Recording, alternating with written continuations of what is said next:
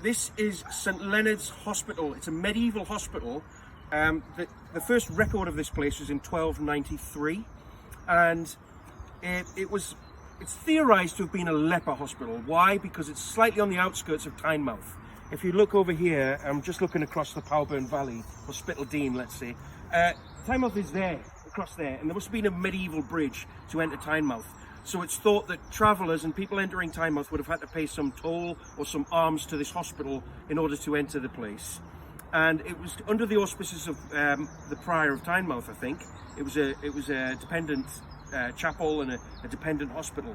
Like I say, it was probably a leper hospital. The water that comes through this valley is probably was healthy drinking water. People have been living for a very, very long time in this dean, for thousands of years. So it's thought that, you know, the water must have been of good quality, so you could have had a hospital here so people could convalesce.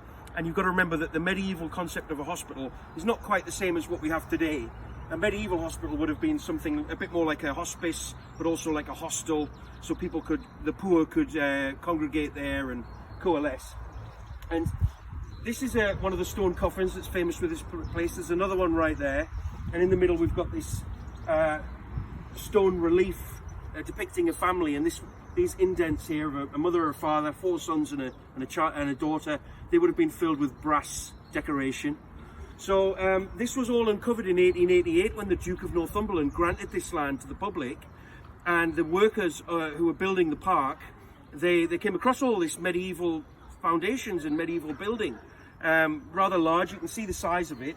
There was also a graveyard here, and again, graveyards are often on the outskirts of town. They don't want the dead and they don't want the disease to be actually in the township of Tynemouth itself. They'd rather have them on the other side of a valley, on the other side of a bridge to enter the place.